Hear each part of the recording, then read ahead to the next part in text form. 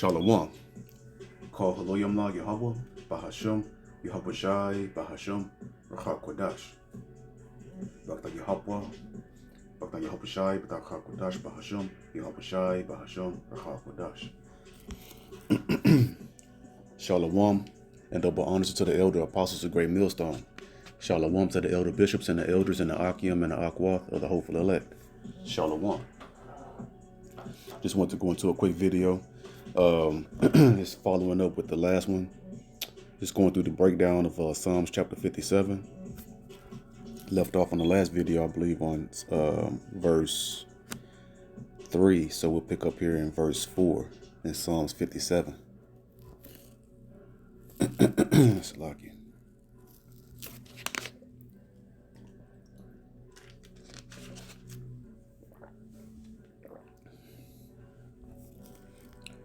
So it reads here in verse 4.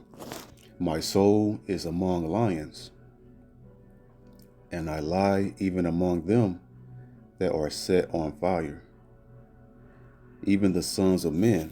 So we know who this context of these lions are here. The sons of men are heathen. And then who are the chief of those heathen? The Edomites, the so-called white race, pursuant to Psalms 83, verses 3 through 5. Whose teeth are spears and arrows, and their tongue a sharp sword. So our soul are among lions. So when we read here in Genesis 49, the prophecy of Jacob, Jacob, the 12 tribes of Israel, when we read the particular prophecy that will befall the tribe of Judah,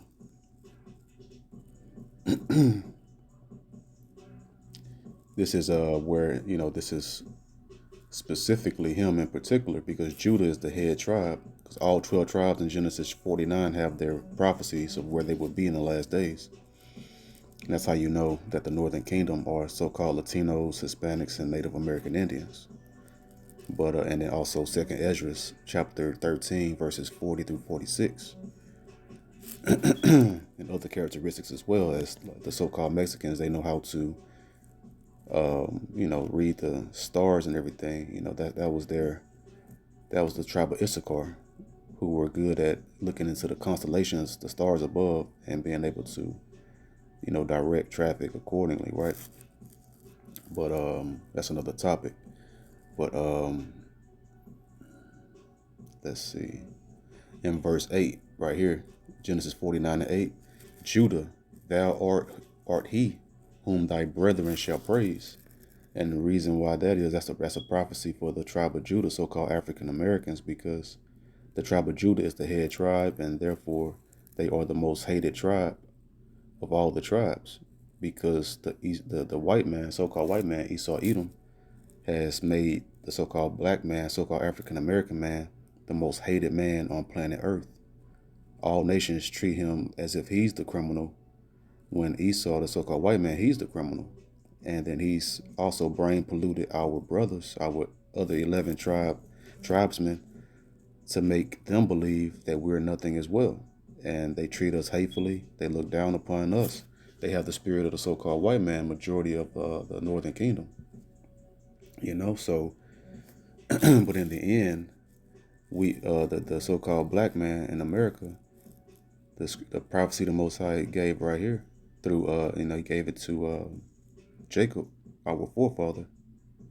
It says, Judah, in verse 8 again, Judah, thou art he whom thy brethren shall praise. Thy hand shall be in the neck of thine enemies. And that lets you know right there, we're amongst those lions of the heathen, the sons of men, because all nations are over here licking our swords. They're the dogs of the parable of the rich man and poor man with the swords, and the dogs are licking our swords, our afflictions, our destruction, our financial captivity, and our enslavement, our economic poverty, and everything, right?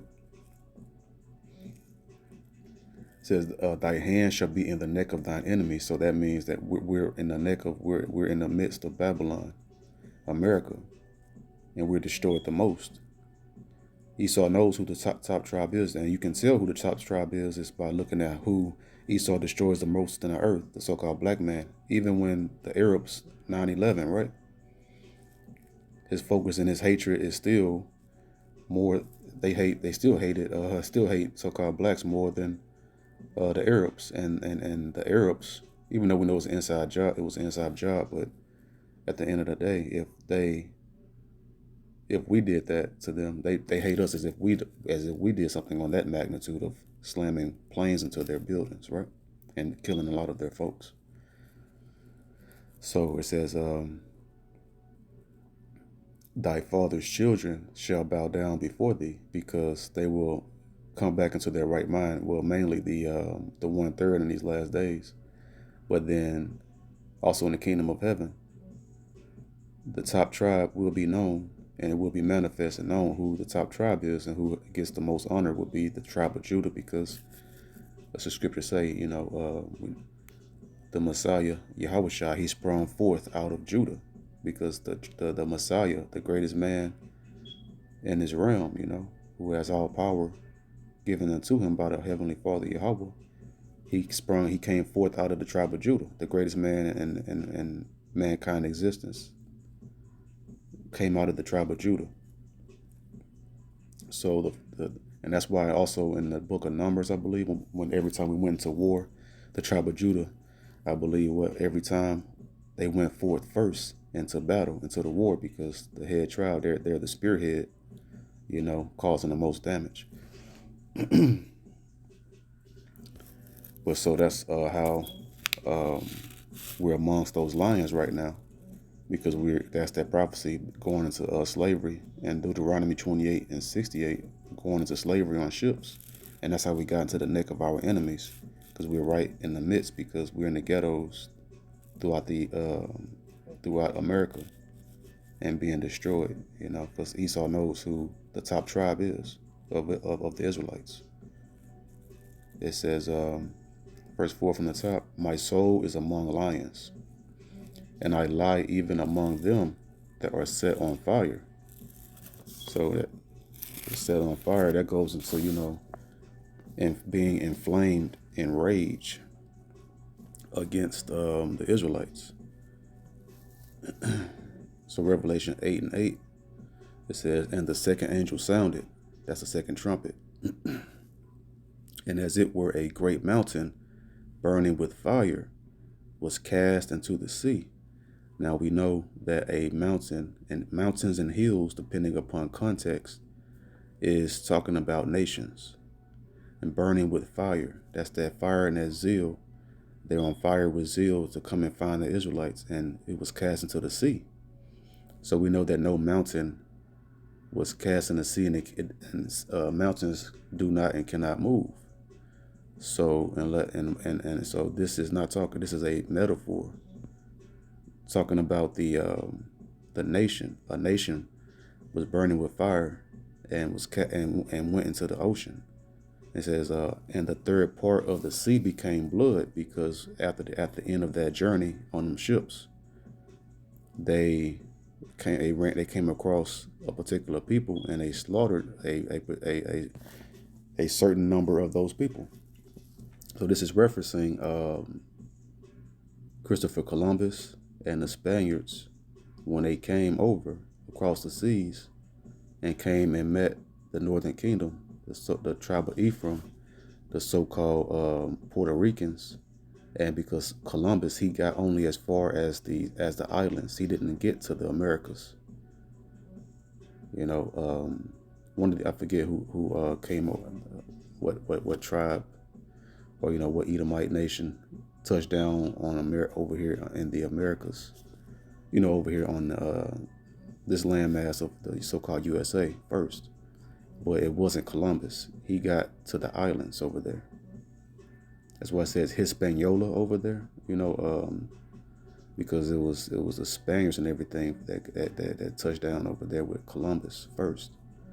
But that's another topic, going into that history there. But just understand that that's what this is talking about and referencing. That's that second trumpet was like 1492. when Columbus gathered up a good amount of Northern Kingdom brethren and took them over back to Europe. So they went on slave ships first because he said that they have good bodies, they have pleasant bodies, and it was bordering on some homosexuality. But he was saying, like, they have good strong bodies, and he said that he said they were a peaceable people, but he said that they would make good slaves. He didn't care about them being at peace. See, that's what the serpent does. He look at he didn't look at it as a positive and a good thing that they were peaceable, and he wanted to be at peace with them. He said, okay, I can take advantage of them and put them in slavery. We can take advantage of them and put them into slavery in his letters that he wrote, into his people. So that's what that's going into. And then chiefly, that's going into those people set on fire. Those are the Edomites and the so-called white race. They're enraged and in zeal. Ezekiel 35 says, 5 and 5 says that they have a perpetual hatred. And that hatred is also going to that, you can liken that into being set on fire, hate and rage. Make you do some evil, wicked things, and that's what they've been doing.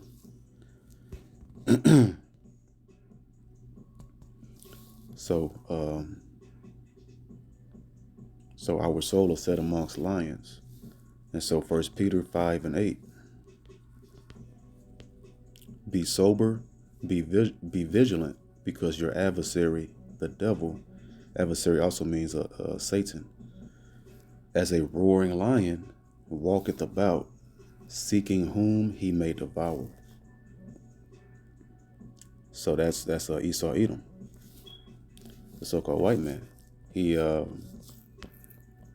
He's walking around as a lion, looking to devour the Israelites. And that's why he's coming down with great wrath, because he has but a short time.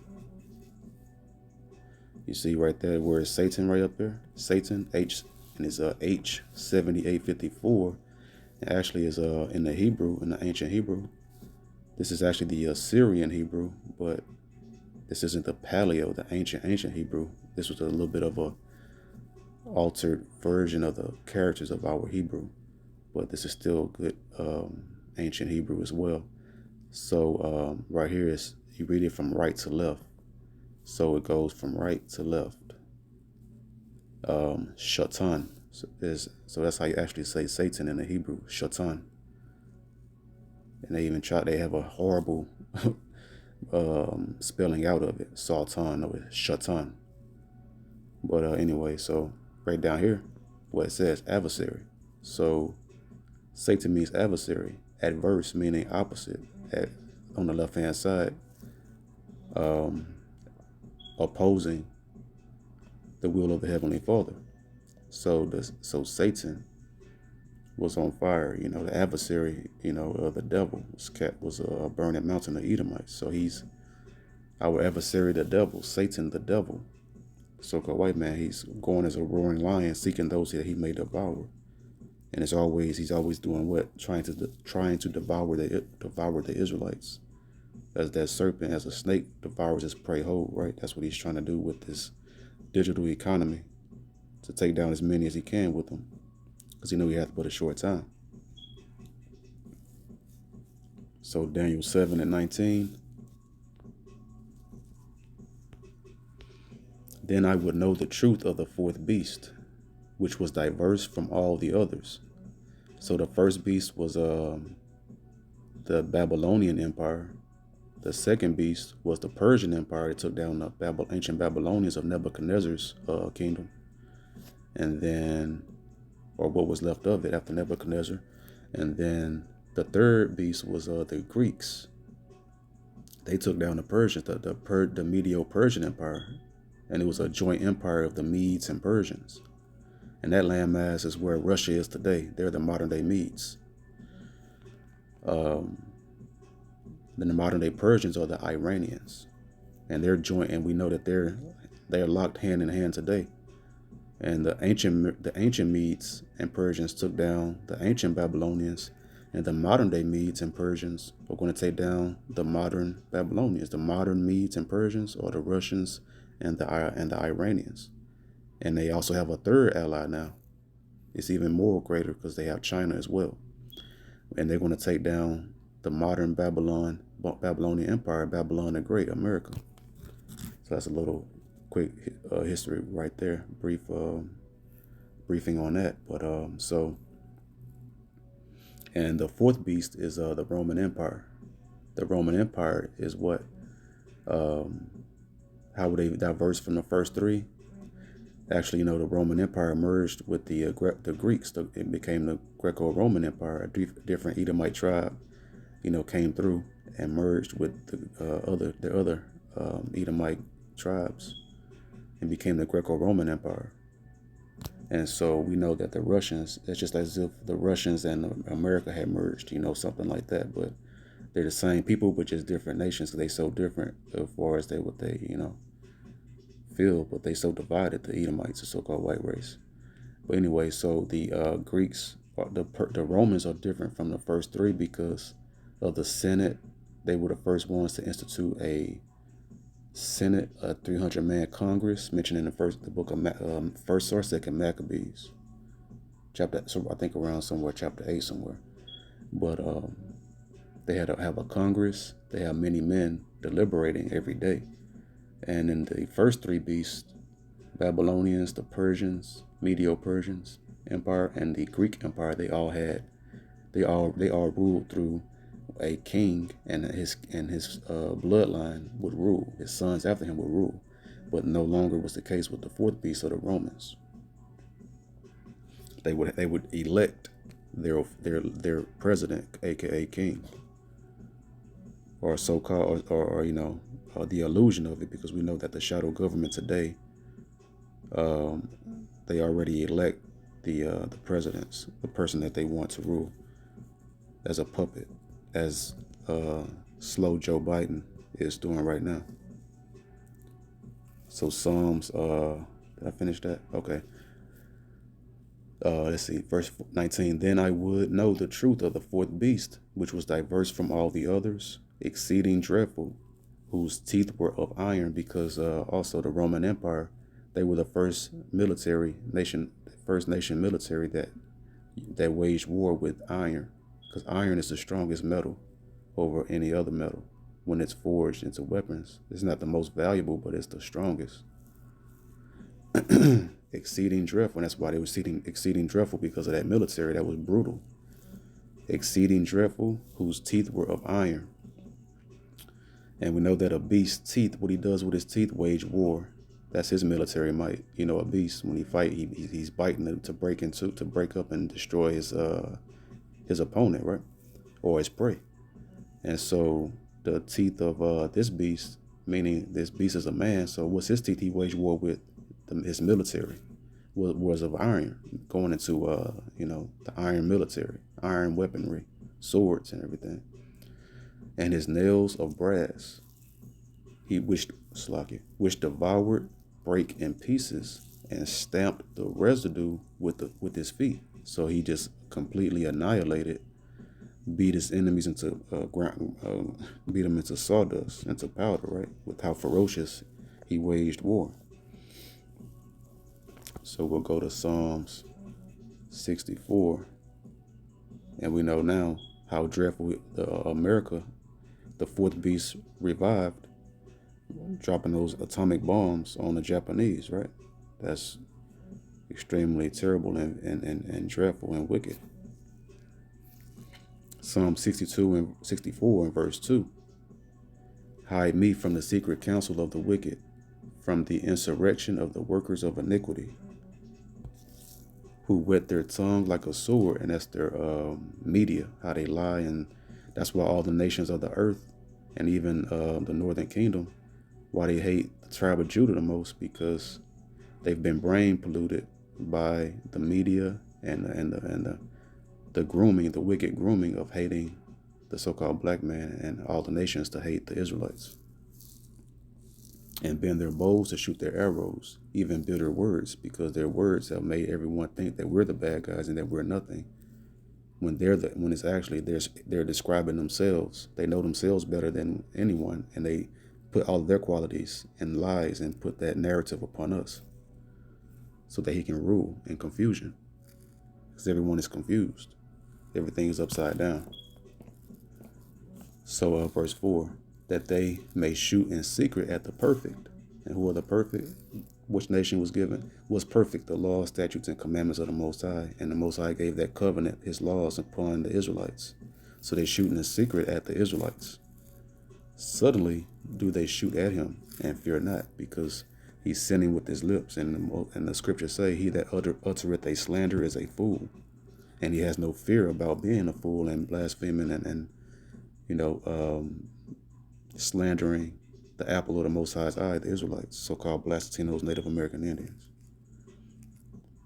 Verse 5, they encourage themselves in an evil matter. That's their secret councils of the elites, so-called elites. That's why right today, this week they've had the World Economic Forum, and they had a shaman, a witch doing a satanic prayer on live TV in front of everyone. And I did a lesson on this like about a year ago, about Vladimir Putin doing shamanistic rituals, because that's what they do. They divine, and they call upon the left hand of Satan. They call upon Satan.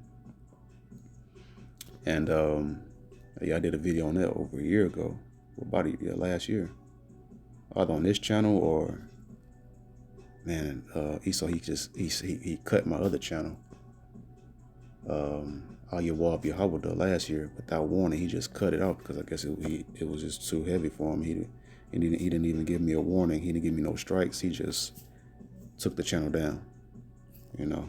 Very frustrating, but most I will judge him for that. So they encourage themselves in an evil matter. They commune of laying snares privily. They say, who shall see them? That's lucky. They commune of laying snares privily. That means privately. They say, who shall see them? Well, this is who sees them. Let's go ahead and just get that real quick.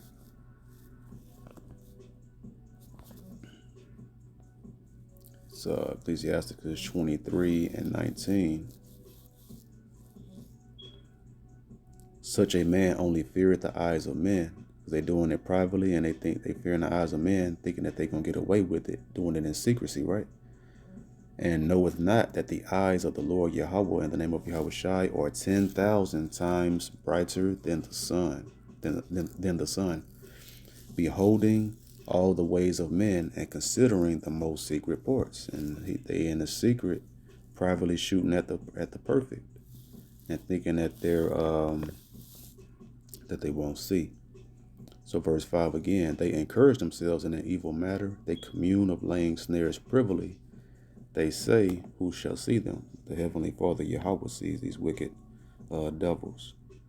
And now they're getting so bold because they're not afraid of the people anymore. They thinking that they can just get away with whatever they want now, because no one's rising up against this wickedness that they're clearly doing.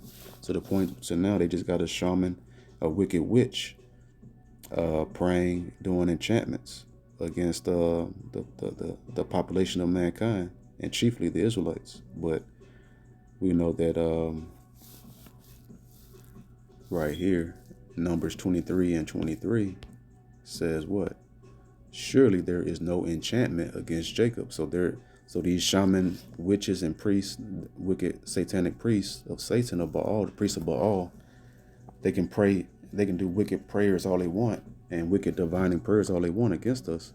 But the Most High said that surely, not just that there's no enchantment, surely, like it's a no doubter that there is no enchantment against Jacob. Who is Jacob? His name became what? Israel. And he's the forefather of the 12 tribes of Israel, so-called Blacks, Latinos, Hispanics, Native American Indians. So there is no enchantments against us. Neither is there any divination against Israel. According to this time it shall be, said of Jacob and of Israel. That's the northern and southern kingdom. Depending upon that's why you have to know, be able to spiritually discern. This is going into, because we know Jacob is Israel, and vice versa, right? So this is talking about the northern kingdom and the southern kingdom. According to this time, it shall be said of Jacob and of Israel, what hath Yahweh in the name of Yahweh Shai wrought. So that enchantment, the word enchantment here is Nahash. And that means it's H5173, meaning divination, enchantment. To practice divination, divine, observe signs, learn by experience, diligently observe, practice fortune telling, take as an omen. So fortune telling, that's those tarot card readers, those wicked, abominable witches, like the one that King Saul, when wicked King Saul had sought out to conjure up the spirit of Samuel the prophet. I believe it was Samuel, and Samuel told him that he's going to surely die. He's going to be with him. He's going to join him in the next day, I think it was, right?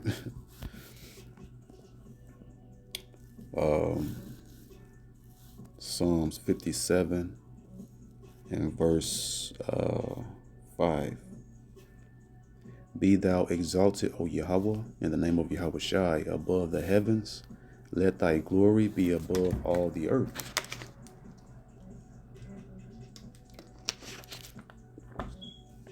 And the Most High, he will be exalted above everyone. The Most High's glory will not rest with anyone, but he was going to get it himself. Isaiah 40, that's why we must wait, and vengeance is of the Most High, and he's going to get his glory, and then he's going to elevate his chosen, the Israelites, and the chosen within his chosen nation, which are the elect, the 1/3 body of Yahweh Shai. Isaiah 42:8, I am the Lord Yahweh in the name of Yahweh Shai. I am the Lord Yahweh. That is my name, and my glory will I not give to another, neither my praise to graven images. But he will send his son to go ahead. He's the ultimate king, of everything, of existence. And so, he sits on his throne, and he sends forth, his vessels to handle the business. And that's chiefly his right arm, Yahweh Shai, with the chief war angel, Michael. So it's going to be a terrible day for Esau, Edom, the so-called white race, and all the heathen nations that destroys his earth and destroys his chosen nation, the apple of his eye, the Israelites. So let's go ahead and get Psalms 57 and verse, let's see. You know what? We'll go ahead and just stop it there. That's enough. That's a lot of edification there. This is a heavy chapter. It's a lot longer than I thought it was going to be as far as breaking it down. But so, hope this video was edifying. The water to the Rechak Dash B'Hashem. Yahweh Shai for another video. So until the next video, I say, Shalom.